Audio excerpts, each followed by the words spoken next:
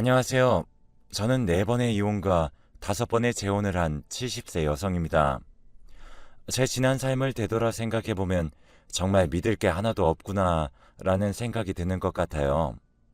어떤 사람들은 그렇게 많은 이혼과 재혼을 했을 정도면 저한테도 문제가 있다고 하는데 지금은 참한 며느리와 손녀, 손자를 두어 행복하게 살고 있지만 가끔은 제 아들이나 지금 5번째로 재혼한 남편이 어딜 다치거나 일이 잘 안 풀리면 다 제 탓인 것만 같아 마음이 답답할 때가 너무 많습니다. 그래서 여기에 제 사연을 말하면 다른 사람들에게 제 인생이 어떠했는지 판단해 줄 분들이 많으실 것 같아 이렇게 사연을 보냅니다. 어릴 때부터 이야기해보자면 저희 집은 신발 장사를 해왔습니다. 시골에서는 고무신이나 집신을 팔다가 나중에 제가 30살쯤 됐을 무렵인 80년대 스포츠 운동화가 인기를 끌게 되었고 몇 수 앞을 내어다본 아버지는 어렵지 않게 운동화 사업까지 하게 되었습니다. 지금까지도 국민운동화로 불리고 있다고 하더라고요. 지금처럼 젊은이들이 신을 만한 운동화는 아니지만 아주 기본적인 디자인으로 예스러움이 묻어있고 싼 값에 팔고 있기 때문에 최근까지 제가 경영을 하다가 이제는 제 아들들에게 경영을 물려주게 되었죠. 어쨌거나 아버지는 유독 손으로 만드는 것들을 잘했고 동네에서도 만능 제주꾼으로 통하셨습니다. 그래서 학교를 가도 부잣집 따님이라는 별칭이 붙었었고 그래서 이제 저희 집안 때문에 저에게 다가오는 남자들이 없었어요. 그러다가 19살 9월 무서운 여름이 지나고 제법 선선해진 가을날 동네에 마시를 갔는데 우연히 징겁다리 쪽 강변에 앉아 꽃을 걷고 있는 제 또래 남자아이가 보이더군요. 그런 모습 자체가 저에겐 호기심의 대상이었기에 저는 다가가서 "얘, 그건 무슨 꽃이니?" 하며 물으니 남자아이는 엉덩방아를 찢더니 금세 일어나 꽃을 뒤로 숨기며 "이건 그냥 내가 지은 이름인데 강변꽃이야. 나도 이름은 잘 몰라." 라고 하더라고요. 그 모습이 어찌나 제겐 신선했는지 모르겠어요. 그 남자아이와 이야기를 하다 보니 그 남자아이는 저보다 1살 위였는데 집안에 돈이 없어 여기저기 힘쓸 일이 있으면 일을 해주고 푼돈을 받으며 생활을 하고 있다고 하더라고요. 뭔가 마음 한켠이 짠하기도 하고 한편으로는 그런 생활을 하면서도 뭔가 씩씩해 보이고 명랑해 보이는 면이 보여 친구를 하자고 했었죠. 그 남자아이는 "나 너네 집 얼마나 잘 사는지 안다? 동네에 소문이 자자한걸? 그런 너가 나랑 친구를 한다면 부모님이 싫어하실 거야. 그냥 앞으로 마주쳐도 모르는 척하고 지나치자." 라고 하며 뜀박질을 하면서 가버렸습니다. 저는 집에 와서도 그 남자아이 생각으로 머릿속이 가득 찼습니다. 한 번도 그런 적이 없는데 같이 살고 싶다는 생각이 들었죠. 그래서 저는 4개월 동안 졸졸 따라다녔고 이내 그 남자아이도 제게 마음을 열었습니다. 하지만 얼마 지나지 않아 엄마와 아빠는 이 사실을 알게 되었고 남자아이를 가만두지 않겠다며 그 남자아이 집을 쫓아가 한바탕 난리를 치셨습니다. 그 남자아이는 수치스러워하며 집을 뛰쳐나갔는데 그 뒤로 볼 수 없었죠. 저는 엄마와 아빠에게 그런 게 무슨 상관이냐며 나를 찾지 말라고 하고 그 가족에게 사정을 해서 이렇게 첫 가정을 이루며 살았습니다. 너무나 적은 돈에 작은 고시원에 살았지만 저희 둘은 너무나 사랑했기에 매일매일 붙어 지내는 것만으로 행복해하며 잘 살고 있었습니다. 그러던 어느 날 엄마 아빠가 쫓아와 저희 집으로 쳐들어왔고 그렇게 저와 첫 남편은 이별을 하게 되었죠. 저는 몇 번이나 다시 도망쳐 보려고 했지만 부모님은 그런 틈을 주시지 않았습니다. 저는 제가 얼른 돈을 벌어 어엿한 성인이 되면 다시 그 남편을 찾아가리라 다짐했어요. 그렇게 저는 대학교를 진학했죠. 어느 날 도서관에서 공부를 하고 있는데 어떤 오빠가 저에게 군것질거리를 주고 가버리더군요.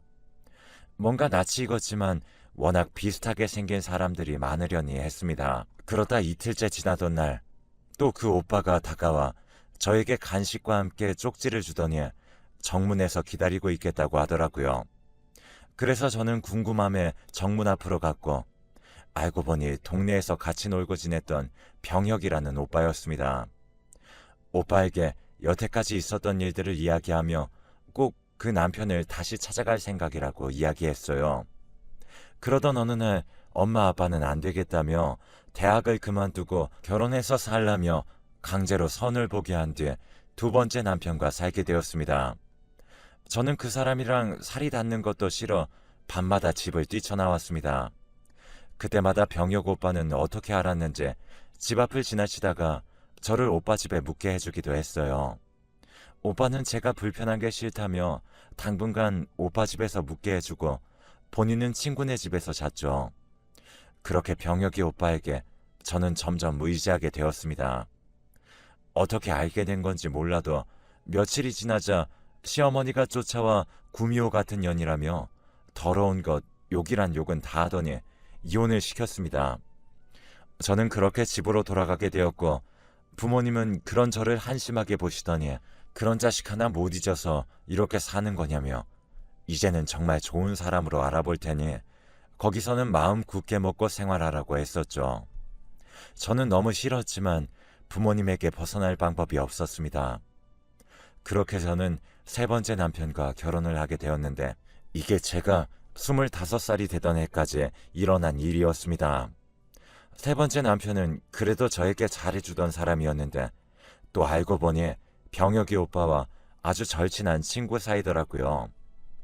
그래서 셋이 자주 만나 술도 한잔 기울이며 어울려 놀았습니다. 아직 어색한 남편이었지만 그래도 병혁이 오빠랑 친한 사람이라고 하니 왠지 모르게 마음이 갔습니다. 그렇게 1년 정도 지내며 남편에게 조금이라도 정이 생길 무렵 남편이 집에서 거품을 물며 쓰러졌습니다. 남편은 화학회사 쪽에서 일을 했기 때문에 집에는 여러 가지 화학약품들이 있었고 꼼꼼한 남편은 그런 걸 철저하게 구분하는 편이었는데 정말 어떻게 된 건지 그걸 마시게 되어 바로 즉사를 해버리고 만 거죠. 이때쯤 되니 제가 문제인 건가 생각이 들더라고요.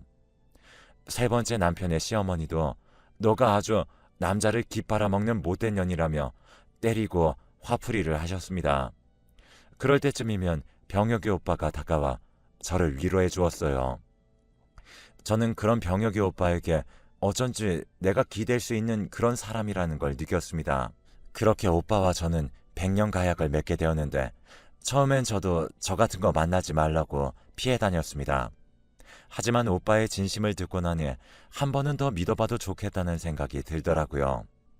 저희 부모님도 별로 자주 보지 않았던 오빠를 엄청 친근하게 대하셨고 저는 조금 의아했지만 워낙 오빠가 성격이 좋은 편이라 그런가 보다 했었던 거죠. 또 저희 부모님께 그렇게 잘하는데 흔들리지 않을 사람이 어디 있을까요? 그리고 오빠가 제 마음을 잡기 위해 한 소리였는지 몰라도 고등학교 때부터 저를 좋아했다고 했습니다. 저는 정말 몰랐는데 그러면서 오빠가 그러더군요. 수은이 너가 위험에 처할 때마다 어려움이 있을 때마다 내가 그때마다 나타나지 않았어? 나는 계속 널 지켜보고 있었어. 매일 너랑 같이 사는 꿈을 꿨어. 너가 다른 남자 곁에 있을 때면 너무나 불안하고 무서웠어. 이렇게 친하게 지내는 오빠 동생 사이도 깨질까 봐. 그냥 옆에 있기로만 다짐을 했지. 근데 네 셋째 남편의 시어머니가 널 때리며 온갖 욕을 할 때 그동안 눌러왔던 너에 대한 감정이 한 번에 터지면서 내가 이 여자를 정말 지켜줘야겠다. 나밖에 없겠다라는 생각에 적극적으로 너에게 내 감정을 표출한 거야. 라고 이야기를 하더라고요. 저는 그때 흔들렸습니다. 제 모든 과거를 알고도 이렇게 받아주는 사람이 있을까 싶었었죠. 그렇게 행복하게만 지내고 있었을 무렵 저는 장을 보러 시장에 갔다가 소스라치게 놀라며 주저앉아 버렸습니다. 바로 제 첫째 남편인 대혁이 오빠를 만났기 때문이죠. 저 때문에 시장이 소란스러워지자 대혁이 오빠가 제 쪽을 쳐다보게 되었고 오빠는 한달음에 저에게 달려왔습니다. 그렇게 저희는 막걸리 집에 들어가 그동안 있었던 일을 이야기했습니다. 제가 술에 약했기 때문에 저도 모르게 취해버렸고 잠이 들었는데 일어나 보니 밤 10시쯤이 되었었고 옆을 보니 대혁이 오빠가 잠에 들어 있었고 실수를 해버린 것을 깨달았죠. 저는 너무나 당황해서 그냥 그 자리에서 뛰쳐나가 버렸고 너무 늦게까지 돌아오지 않는 절 걱정한 병혁이 오빠는 정신이 나간 채로 온 동네를 뒤지고 다니고 있었습니다. 솔직하게 말할 용기가 없었던 저는 그냥 아는 언니를 만나 술을 마셨는데 그 언니 집에서 잠이 들어버려서 이제 막 오는 길이라고 했죠. 남편은 다행이라며 저를 부둥켜 안더니 의미심장한 말을 했습니다. 혹시나 네가 바람을 폈다면 나는 그 남자를 어떻게 할지도 몰라 라고 했고 저는 그 순간 얼어붙는 느낌이었습니다. 살기가 느껴졌기 때문이죠. 사실 저는 어렸을 때부터 특출난 구석이 있었습니다. 귀신을 보는 능력이 있었거든요. 어린 시절 어느 날 마을에서 막 뛰어놀고 있는데 한 아저씨가 저를 보며 계속 웃고 있는 겁니다. 그러다 구슬치기 공이 그 아저씨 발에 굴러갔고 저는 아저씨에게 아저씨 그거 좀 여기로 던져주세요 했더니 아저씨는 그저 제 말을 듣고 웃기만 할 뿐 주워주질 않았습니다. 그때 같이 놀던 친구들이 얘 순이야 무섭게 왜 그러는 거야 누가 있다고 그래 라고 이야기를 했고 저는 그때부터 남들과 다르다는 것을 알게 되었죠. 그래서 그 이후로는 부모님만 알고 있지 아무도 제가 귀신을 본다는 걸 몰랐습니다. 그런데 어느 순간부턴 그 사람의 기운을 감지하게 되었습니다. 뭔가 그 사람을 보고 있으면 어떤 기운이 느껴진다고 해야 하나요? 예를 들면 대혁이 오빠를 처음 봤던 징검다리에선 유독 오빠에게 끌렸던 이유는 좋은 기운이 느껴졌기 때문입니다. 대혁이 오빠가 같이 있으면 꽃밭에 굴러다니는 듯 환하고 밝은 느낌이 있었거든요. 그리고 오빠 옆에 붙어있던 귀신은 2명이 있었는데 한 명은 아주 나이가 많아 노쇠한 할머니로 보였고 한 분은 40대 중후반으로 보이는 선비분이셔서 좋은 수호령 같다는 느낌이 들었죠. 그런데 병혁이 오빠는 뭔가 모르게 음산한 기운이 돌았어요. 분명 행동이나 말투는 친절한데 가끔 소름이 오싹오싹 돋을 정도로 뭔가 그런 싸한 느낌이 있었죠. 그리고 오빠 옆에 따라다니는 한 명의 귀신이 조금 마음에 걸렸습니다. 오빠 옆에는 셋째 남편과 조금 닮아 보이는 남자분이셨는데 늘 오빠를 째려보고 있었거든요. 보통 수호령들은 그런 표정을 잘 안 짓는데 그게 또 의아하긴 했었어요.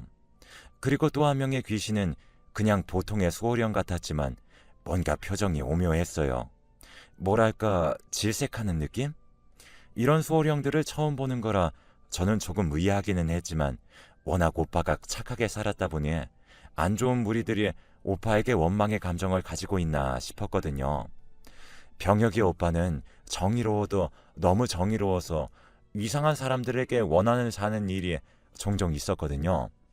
아무튼 그날 일은 여차저차 넘어가게 되었고 그러다 저는 임신을 하게 되었어요. 워낙 신혼이다 보니 병혁이 오빠는 별 의심을 하진 않았던 것 같아요. 그렇게 아이가 태어났죠. 그 누구도 닮지 않은 아이였어요. 대혁이 오빠의 아이가 아니었을까 하는 순간 병혁이 오빠는 자신의 고조 할아버지를 닮았다며 정말 핏줄은 무시 못한다며 너무너무 좋아했어요. 그렇게 저도 마음의 한시름을 덜고 나니 대혁이 오빠 생각이 났어요. 그렇게 조금 수소문한 끝에 대혁이 오빠를 다시 만날 수 있었죠.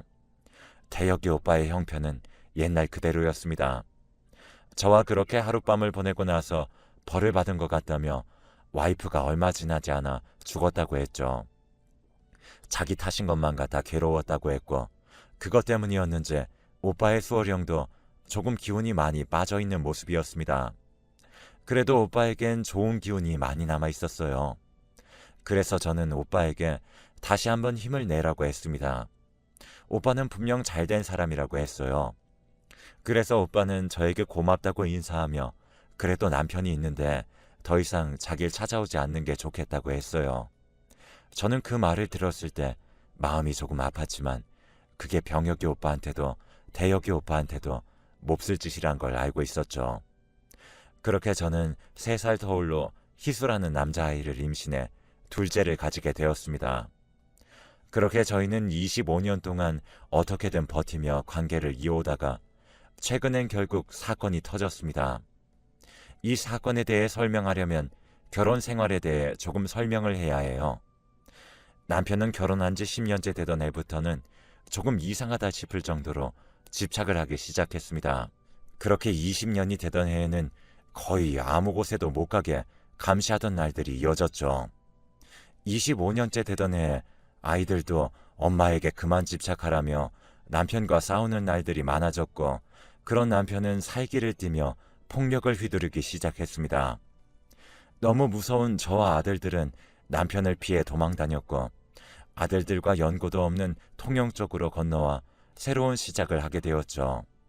그런데 지금 생각해보면 또 이상한 것이, 제가 첫째 아들을 낳고 나서부터 남편에게 수호령인지 그냥 귀신인진 몰라도 남편 뒤를 계속 쫓아다니던 귀신이 있었습니다. 젊은 여자 귀신이었는데 검은 기운이 가득한 여자였었죠. 저는 이 사실을 남편에게 말하면 불안해할 것 같아 말하진 않았지만, 가끔 남편을 쳐다볼 때면 그 여자가 눈에 들어와 남편을 제대로 쳐다볼 수가 없는 날들이 많았습니다. 어떨 땐 소스라치게 놀랄 때가 있었는데, 제 첫째 아들을 그 검은 여자가 가만히 들여다보고 있었다는 것이었습니다. 어떤 날은 말을 걸기도 했지만 귀신들은 제 말을 못 듣는 건지 모른 체를 하는 건지 모르겠지만 전혀 대화를 할 수가 없었습니다. 어쨌거나 남편에게는 이유 모를 귀신들이 계속 늘어났었고, 그런 영향이 저에 대한 집착으로 이어졌을 거라고만 생각을 했었죠. 그러던 어느 날 퇴근하고도 남을 시간인데 첫째 아들이 퇴근을 하지 않는 겁니다. 회사에 전화를 해도, 아들에게 전화를 해도 받질 않았죠. 불안한 마음에 뉴스만 보고 있는데 제 첫째 아들인 태수가 뉴스에 나왔습니다. 바다에 빠졌다는 뉴스를요.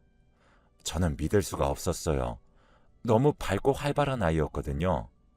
자살수가 보이는 사람들은 그런 귀신들을 이끌고 다니는데 태수는 그런 귀신들이 전혀 보이지 않았거든요. 그래서 저는 자살이 아닐 거라는 확신이 들었습니다. 그렇게 장례를 마무리할 즈음 병혁이 오빠가 어떻게 알고 찾아왔습니다. 안 본 사이 더 소름 끼치게 변했더라고요. 사람의 몰골이 아니었죠. 저의 손을 잡고 그리웠어 순이야. 내가 미안해. 내가 다 잘못했어. 내가 너를 너무 사랑했던 거라고 생각하면 안 될까? 너가 언젠가 나를 떠나버리지 않을까? 매일 노심초사했어. 그래서 그런 거야. 순이 너를 너무 사랑해서. 라며 광기 어린 눈으로 저를 쳐다보더군요. 그 순간 저를 붙잡은 남편의 손이 시꺼멓게 물든 것처럼 보였습니다. 거기엔 바닷물 냄새가 났죠. 저는 설마 했습니다. 자기 아들인데 어떻게 그럴 수 있겠냐 싶었어요. 그 순간 죽은 태수가 아빠 뒤에 나타나 괴로워하는 겁니다. 그러면서 살기를 띤 눈으로 병혁 오빠를 쳐다보고 있었습니다. 저는 너무 놀라 병혁 오빠에게 미쳤어? 어떻게 그런 짓을 해? 오빠가 그런 거야? 라며 소리를 질렀더니 병혁 오빠는 순간 눈빛이 돌변하더니 저에게 귀 근처에 속삭였습니다. 어떻게 한 거야? 라고 말이죠. 그리고는 저를 무서운 눈으로 쳐다봤습니다. 저는 입을 틀어막으며 죄값 받아. 어떻게 그런 짓을 해? 하며 악을 질렀는데 그 순간 병혁이 오빠는 태수, 어차피 걘 내 아들도 아니잖아. 그리고 걔 네 아들도 아니야. 라고 이야기를 하는 게 아니겠어요. 그러면서 저의 손을 꼭 붙들고 그러니까 왜 그런 짓을 했어? 나밖에 모른다면서 왜 그런 짓을 했어? 빨리 다시 집으로 돌아가자. 라며 미친 사람처럼 절 끄집어내려고 했습니다. 그때 둘째 아들의 신고로 남편은 잡혀가게 되었고 저는 재수사를 요청했습니다. 그렇게 남편은 징역살이를 하게 되었죠. 그런데 경찰 수사 과정에서 저는 놀라운 이야기를 듣게 되었습니다. 남편은 이번이 두 번째였다고 합니다. 남편 입으로 고백했다고 하더라고요. 제정신이 아니라 확실하진 않지만 저의 세 번째 남편이었던 사람, 화학회사를 다니던 그 사람을 자신이 했다고 시인을 했다더군요. 워낙 막연하게 지내던 사이라 저희 집을 자주 왕래했었기에 아무런 의심도 하지 못했던 겁니다. 세 번째 남편이 자주 마시는 레몬물을 남편만 마시던 물병에 따로 두었었습니다. 이를 안 병혁 오빠는 거기에 뭘 넣은 거죠. 당연히 경찰들은 워낙 화학약품이 많아서 본인 실수로 죽었다고 수사 종결을 했었고요. 저는 세 번째 남편의 시어머니를 찾아가 이 사실을 알려드렸습니다. 그러다가 제가 소스라치게 놀랐어요. 집에 있던 가족 사진에서 한 남성을 가리키며 누구냐고 여쭤봤습니다. 그랬더니 어머니는 그건 자신의 아버지라고 소개를 하는 겁니다. 병혁 씨를 쫓아다니면서 째려보고 다녔던 그 남성분이셨습니다. 아마 그 사실을 한 할아버지의 영혼이 그 사실을 알려주려고 했던 것 같네요. 그러다 보니 그 검은 여자도 생각이 났습니다. 아직 확실한 건 아니지만 첫째 아들인 태수의 친모거나 할머니였던 것 같습니다. 그리고 수소문 끝에 첫째 남편이었던 대혁이 오빠를 찾아갔어요. 아내의 이야기를 해주어야겠다 생각이 들었기 때문이죠. 오빠에게 연락을 해 카페에서 만나자고 했고 오빠는 알겠다고 하며 약속한 날에 카페에서 만났습니다. 아빠를 데려다 주겠다고 나섰던 아들은 카페 앞까지 대혁이 오빠를 데리고 왔습니다. 그리고 저에게는 인사만 하고 돌아갔지만 전 그 아들에게 눈을 뗄 수가 없었어요. 어딘가 모르게 저와 너무 닮았다는 생각이 들었거든요. 저는 이마에 조금 불뚝 튀어나온 점이 있습니다. 그게 보기 싫어 나중엔 시술을 해 지워버렸지만 그 아들에게 저와 똑같은 점이 있었습니다. 소스라치게 놀라는 저에게 대혁이 오빠는 나를 너무 많이 닮았지? 라고 물어보더라고요. 그래서 저는 오빠 어떻게 된 거야? 전 와이프 사이에서 낳은 아들이야? 했더니 오빠는 아니 그 사람과는 아이가 없었어. 사실 결혼한 지 얼마 안 되었을 때 와이프가 자살을 했거든. 문자만 남기고 죽었는데 나한테 영문 모를 말만 남기고 자살을 했어. 그렇게 첫사랑에 대한 사랑이 깊었냐면서 그냥 대놓고 만나지 왜 사람을 비참하게 만드냐며 뭐 그런 문자만 남기고 죽어버린 거지. 씁쓸하게 웃어 보인 오빠는 너와 내가 하룻밤을 보낸 걸 알게 됐나 봐. 그러다 보니 봉사를 하며 살아야겠다는 생각이 들었고 보육원에 봉사를 가게 되었어. 거기서 유독 어린 갓난아이가 있었는데 왠지 모르게 나를 닮았다는 생각이 들더라고. 그래서 혹시나 입양이 가능하냐 물어봤고 그렇게 내가 저 아이를 입양해서 키웠던 거야. 근데 어쩜 자라면 자랄수록 나를 닮는지 이런 인연도 있나 싶더라고 하며 아들 자랑을 내내 했습니다. 전 오빠에게 그동안에 있었던 이야기들을 했고 오빠는 알 수 없는 표정을 지었죠. 그러더니 제게 너한테 정말 못할 짓인 거 알지만 혹시 모르니 우리 유전자 검사를 해보는 게 어때? 라고 물어보더군요. 저는 그 아들을 본 순간 뭔가 내 아들 같다는 느낌이 들어 빠르게 검사를 진행했고 그 결과 아이는 대혁이 오빠와 저의 친자식이란 결과를 받게 되었어요. 저와 대혁이 오빠는 그날 부둥켜 안고 펑펑 울었습니다. 이 사실을 둘째에게도 말을 했고 차라리 잘 됐다며 엄마에게 좋은 남편이라면 자기에게도 좋은 아빠가 돼주실 것 같다고 했죠. 그렇게 둘째 아들인 희수와 우리 부부의 친아들인 수혁이와 새 가정을 이루게 되었습니다. 아들들의 성화에 못 이겨 58세라는 나이에 결혼식이라는 것을 하게 되었어요.